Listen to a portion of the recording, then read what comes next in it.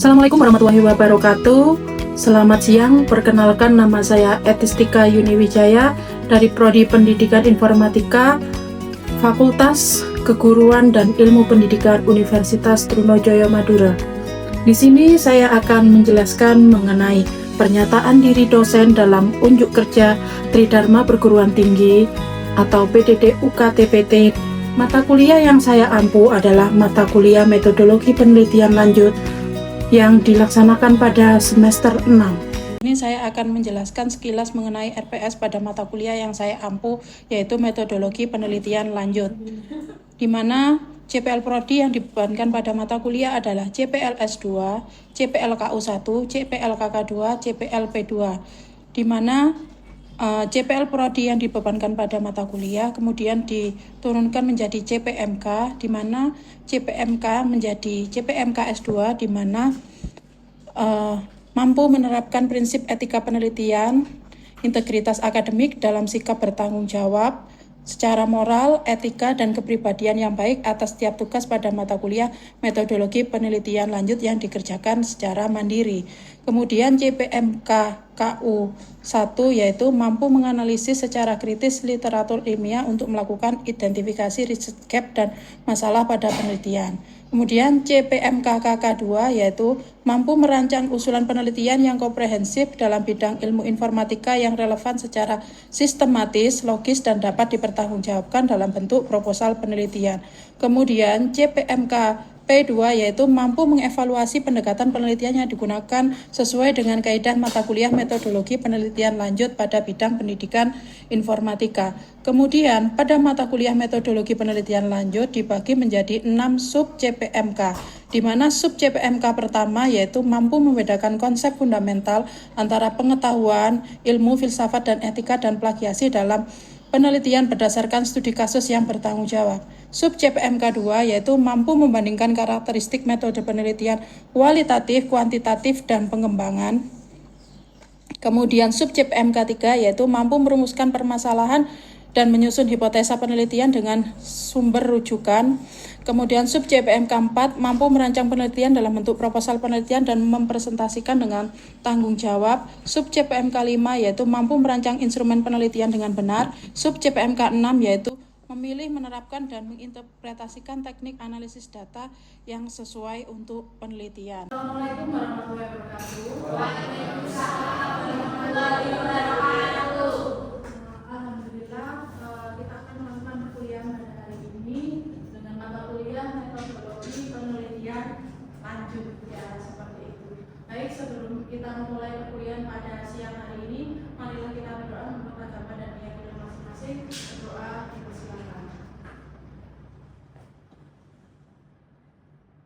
Berdoa selesai. Baik, alhamdulillah kita sudah pada pertemuan ke-6.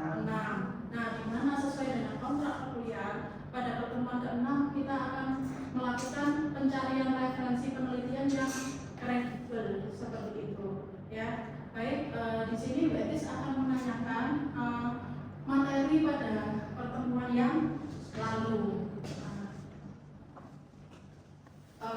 Materi pada pertemuan sebelumnya adalah pada pertemuan 1 sampai 5 adalah mahasiswa mampu memahami ruang lingkup bidang pendidikan informatika untuk mata kuliah Metodologi Penelitian Lanjut seperti itu.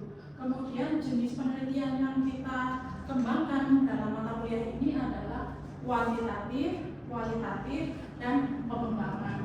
Nah, kemudian pada pertemuan 5 terakhir itu adalah ada PR terkait bagaimana mencari ide penelitian. Itu yang akan kita bahas pada siang hari ini. Referensi penelitian, ada yang paham untuk apa?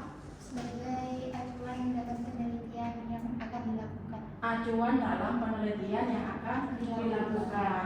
Lebih tepatnya, ketika kita membicarakan referensi penelitian itu memiliki banyak sekali tujuan. Nah, salah satunya adalah mencari ide penelitian. Di sini kemarin kan PR-nya dari Bu Etis, ya. Kalian setelah memahami metode kuantitatif, kualitatif, pengembangan, kalian kan diminta untuk mencari yang namanya ide penelitian. Sudah ketemu atau belum? Sudah. Ketemunya di mana? Di mana kira-kira? Di Google semua. Ada yang ketemu di mana lagi? Di Semantik. Baik, benar sekali bahwa ide penelitian itu dimulai dari mana? Dari brainstorming ide. Brainstorming ide itu dari mana? Ya dari melakukan kajian referensi yang kredibel. Nah, salah satunya agar sebagai calon mahasiswa yang akan mengambil skripsi supaya paham benar apa yang akan dilakukan dalam mencari referensi, referensinya nanti seperti apa, kredibelnya seperti apa. Ini baik, sampai di sini paham? Ada yang ditanyakan? Belum. Baik, bisa melanjutkan. Baik, kita lanjut ya. Baik, tujuan pada pertemuan 6 kali ini adalah mengakses database jurnal ilmiah. Mahasiswa dapat mengidentifikasi 3 artikel minimal terbaru tentang penelitian yang akan dilakukan mahasiswa sesuai dengan bidang minatnya, dan keterbaruan referensi yang digunakan itu adalah dalam 5 tahun terakhir. 1. Kemudian yang kedua, dengan mengakses database jurnal, mahasiswa dapat memahami research gap dalam penelitian bidang pendidikan informatika dengan benar. Dan yang ketiga adalah dengan mengakses database jurnal, mahasiswa dapat menentukan novelty dalam penelitian bidang pendidikan informatika dengan benar. Fokus kegiatan hari ini adalah kita akan melakukan kegiatan terkait pencarian referensi-referensi yang kredibel, yaitu nanti di dalam kelas ini, walaupun ini kelas teori, nanti kita akan ada menggunakan mini praktikum seperti itu ya. Nanti kita akan teknisnya akan membentuk kelompok, kemudian Bu Elis memberikan tugas yang harus kalian selesaikan dalam kelas. Itu adalah bentuk tugas 1. Kemudian ketentuannya adalah jurnal yang harus dicari itu adalah minimal 10 artikel dengan kurun waktu terbaru dalam waktu berapa tadi? 5 tahun. Jadi tugas 1 dan 2 itu adalah menjadi 1 tugas kelompok. Kemudian pada tugas 3 itu akan ada tugas individu. Hari kita belajar di kelas ini dibawa pulang, disesuaikan sendiri dengan kebutuhan riset masing-masing mahasiswa. Hasil tersebut kemudian nanti dikumpulkan minggu depan. Ya. Sampai sini ada pertanyaan? Cukup jelas? Jelas. Alhamdulillah. Baik. Nah, dari tugas ini ada kriteria penilaian yang harus diikuti oleh mahasiswa. Mulai dari poin 1 sampai poin 8 ini nanti akan menjadi penilaiannya dari 2 tugas tersebut. Ya. Kemudian dari penilaian ini ada yang kalian anggap susah? Belum. Baik, bisa dilanjut? Nah, ini adalah langkah-langkah untuk melakukan penelitian yang efektif. Ya. Kenapa kita perlu mengkaji sebuah referensi dalam penelitian? Yaitu yang pertama adalah membangun kredibilitas. Yang kedua adalah menghindari plagiarisme. Yang ketiga memberikan konteks. Yang keempat adalah memberikan verifikasi. Dan yang kelima adalah mengidentifikasi celah penelitian. Pada pertemuan pertama, ada pertanyaan dari mahasiswa di kelas ini, yaitu Mbak Nabila ya. Mbak Nabila tanya, Bu, caranya kita mulai menulis skripsi itu dari mana? Ya, supaya tahu skripsi yang kita kembangkan itu tidak sama dengan kakak tingkat atau di luar sana. Jawabannya ada pada pertemuan 6 ini dengan melakukan kajian referensi. Supaya apa? Supaya penelitiannya ini kredibel, bisa sesuai dikatakan dengan penelitian yang ilmiah, kredibel artinya. Yang kedua, menghindari plagiarisme supaya tidak sama dengan kakak tingkatnya. Nah, kan tidak boleh penelitian yang sama sudah dilakukan, itu tidak boleh. yaitu untuk menghindari plagiarisme. Ketiga, memberikan konteks, yaitu bagaimana penelitian itu bisa dikaji secara lebih luas dan mendalam. Kemudian yang keempat adalah verifikasi, yaitu untuk mencari sumber-sumber itu apakah benar-benar valid atau kredibel untuk digunakan. Maksudnya kadang kan mahasiswa ini asal ngomong sumber, benar nggak? Pokoknya jurnalnya saya cocok, saya masukkan. Ada yang seperti itu? Ada. Itu namanya memaksa. Itu namanya tidak kredibel. Tujuannya mencari kredibel apa? Supaya ketika kita membicarakan referensi yang kita rujuk itu terukur dan jelas. Berarti referensinya ini yang dikatakan benar. Analoginya seperti ini. Ketika kita berada di Universitas Trunojoyo Madura, suasananya kan udaranya panas. Ya, berarti harus sedia apa? Banyak bawa minuman supaya kita terhindar dari dehidrasi. Nah, kemudian ada jurnal yang mengatakan bahwa kalau suasana panas itu sebaiknya membawa botol minum supaya banyak minum supaya tidak terdehidrasi. Nah, dilihat siapa yang berbicara? Jurnal. Jurnal itu sebenarnya portalnya ya. Sebenarnya yang kita rujuk itu berupa artikel. Kalau wadahnya itu namanya jurnal, yang kita rujuk itu artikel. Ayo kita bersama-sama persepsi ya. Kita merujuk artikel. Dari artikel tersebut sudah banyak yang merujuk dan tempat untuk publikasinya jelas, maka dapat digunakan menjadi referensi. Itu yang namanya sumbernya kredibel. Ini sama punyanya Adam ini melengkapi dari bukunya Ariel. Nah, dari referensi yang ditanyakan, ini berarti bahwa beberapa referensi mungkin kalau mau dipinjam. Kalau yang ini ada soft copy-nya yang bahasa Inggrisan itu, kalau mau nanti setelah perkuliahan bisa kontak langsung dengan Bu Etis seperti itu. Ada yang punya buku-bukunya Bu Etis ini? Ada yang Prof. Sugiono, alhamdulillah. Ini memang dasar ya, sangat dasar sekali, sangat baik digunakan untuk penelitian pemula seperti para mahasiswa di anak S1. Baik, selanjutnya yaitu adalah tujuan dari kita melakukan pencarian referensi itu untuk apa? Yaitu untuk mencari research gap dalam penelitian.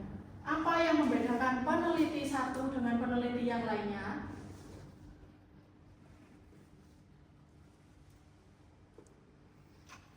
Ini kan kalian mahasiswa S1 akan melakukan penelitian karya ilmiah dalam bentuk skripsi. Skripsi ini kita harus menghasilkan sebuah karya. Dari mana karya ini? Dari ide penelitian. Ide kita buat dalam penentuan topik dulu. Bagaimana mencari topik? Ya dari mata kuliah yang sudah kalian kerjakan selama ini. Contoh, mencari topik apa yang kalian suka? Media pembelajaran.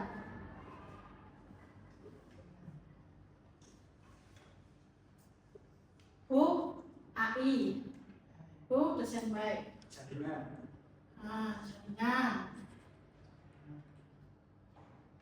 Ini adalah cara kalian menentukan topik. Topik itu bidang-bidang kalian. Mau meneliti apa sih? Apa yang akan dikerjakan? Itu adalah yang namanya topik. Terus kemudian yang kedua, kita akan melakukan penelitian. Itu biasanya diawali dari masalah. Nah, bagaimana mencari masalah? Itu dari apa? Basis pertemuan pertama dari gap. Ya. Masalah dalam penelitian adalah terjadi kesenjangan. Harapan dengan kenyataan itu berbeda atau sering disebut dengan gap. Benar nggak? Benar. Kalau kita nggak punya masalah, ngapain diteliti untuk skripsi? Ya, nggak mungkin. Skripsi itu berangkatnya memang dari masalah. ini yang akan kita kerjakan untuk penelitian. Berangkatnya dari masalah. Nah, atau kita kenal dengan gap. Harapan dengan kenyataan ini berbeda. Bu, agar penelitian saya ini bagus, terukur, bagaimana caranya? Ya caranya ya dengan mencari gap ini.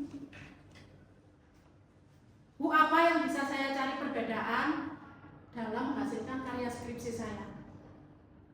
Ya, kembali lagi ke presentasi scholar. Nah, kita coba pendidikan informatika dan gamifikasi gitu ya. Nah, ini kita bisa cari di sini. Nah, ini filternya kita bisa filter enak di sini ya. Mau 5 tahun terakhir.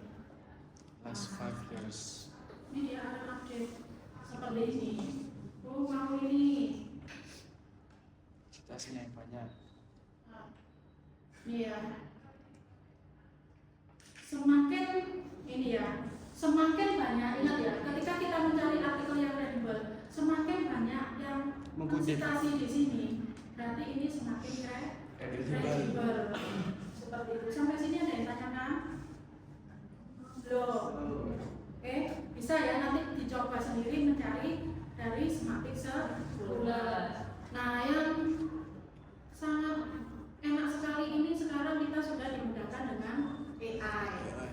Ya, ingat ya pesannya Bu Etis ya. AI adalah tools. Tolong diikuti penjelasan. AI adalah tools. Jadi kita harus wajib mengkonfirmatoris atau mengkonfirmasi dari AI. Tidak boleh percaya 100% sama AI. AI adalah alat bantu. Sebagai mahasiswa pendidikan informatika, kita tidak boleh anti dengan adanya perubahan teknologi. Tetapi kita harus menggunakan teknologi dengan bijak. Memudahkan sekali, ya. Nah, ini kan juga ada yang open seperti ini. Nah, kalian bisa pilih. Hebatnya AI ini lagi, kalian biasanya kalau mereview disuruh mencari apa? Metode. Bu, kalau penelitian seperti itu, nah ini misalnya seperti itu, tambahkan limitasinya seperti apa. Nah, di limitasi ini kita bisa mengkaitkan dengan research gap tadi, benar nggak? Nah, sangat menarik sekali ya. Jadi ini bisa digeser, bisa dilihat. Ini memang agak sensitif.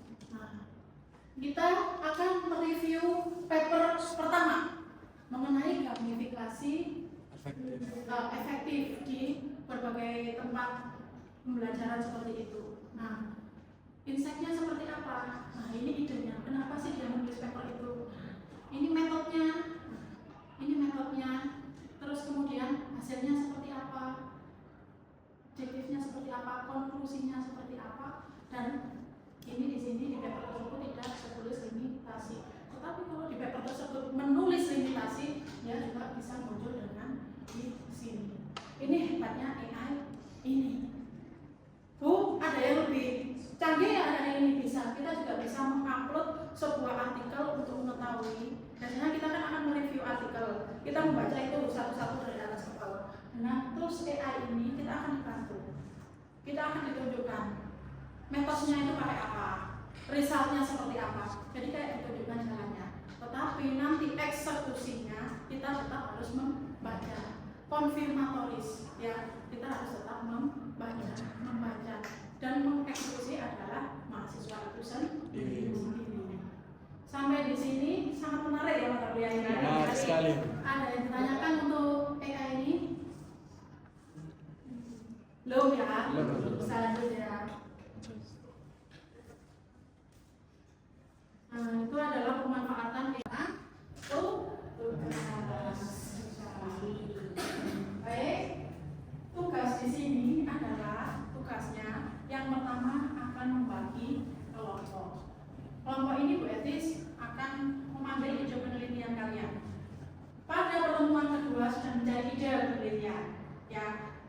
kita harus menentukan metode apa yang digunakan. Nah, kira-kira di sini ada yang menggunakan metode penelitian pengembangan.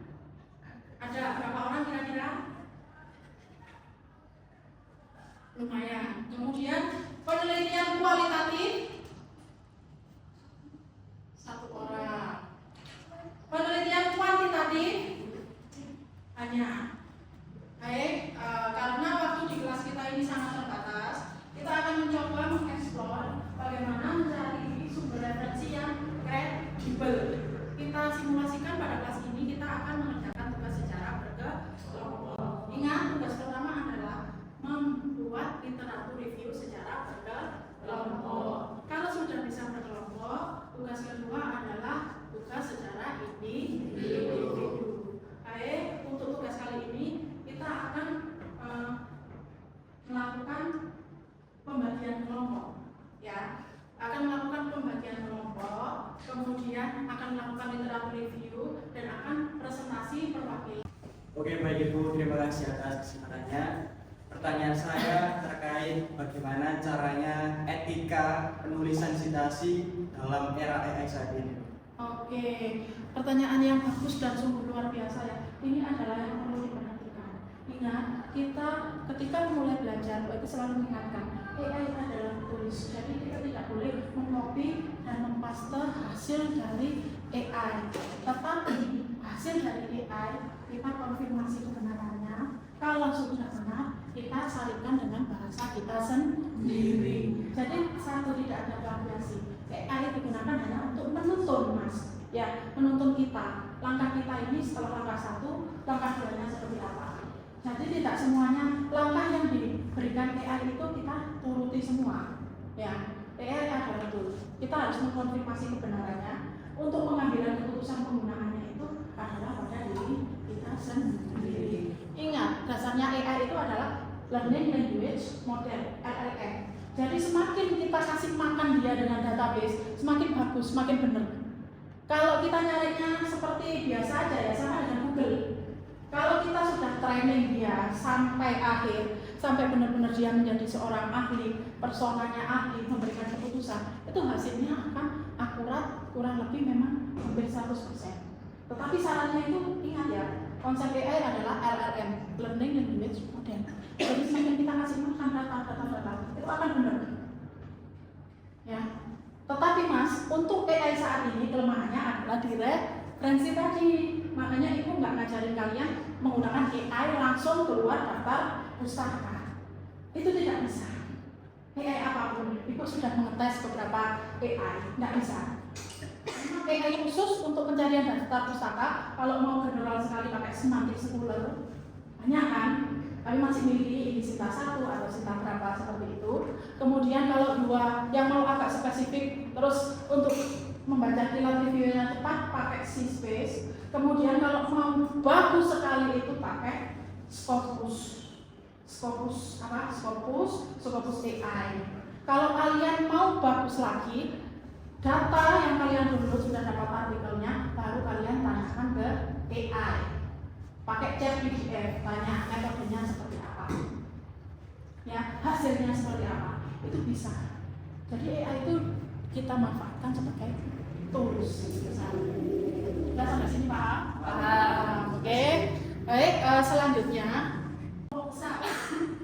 ayo kelompok dulu. Ini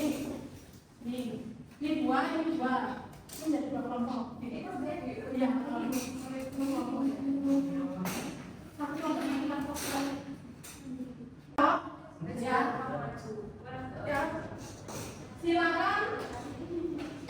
Kelompok kalian untuk tugas, untuk materi, untuk format literaturnya ada di sini. Pas ceknya kasih.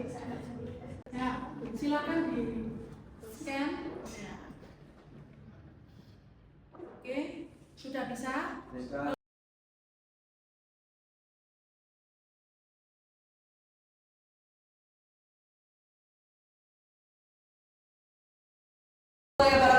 Waalaikumsalam.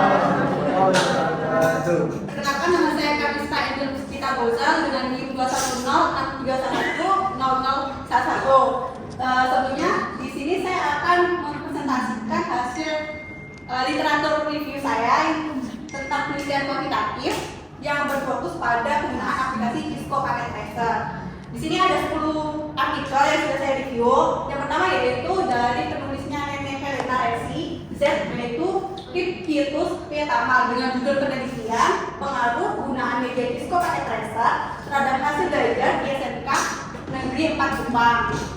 Kemudian masalah yang didapatkan dari penelitian tersebut yaitu yang pertama, pengaruh penggunaan media Cisco Packet Tracer terhadap hasil belajar siswa. Kemudian sejauh mana pengaruh hasil belajar siswa saat menggunakan Cisco Packet Tracer, materi simulasi routing dinamis. Kemudian tujuan yang diinginkan penulis yaitu untuk mengetahui pengaruh penggunaan Cisco Packet Tracer terhadap hasil belajar siswa. Kemudian yang kedua, Kita beri aplaus dulu kepada semua kelompok yang sudah mengerjakan.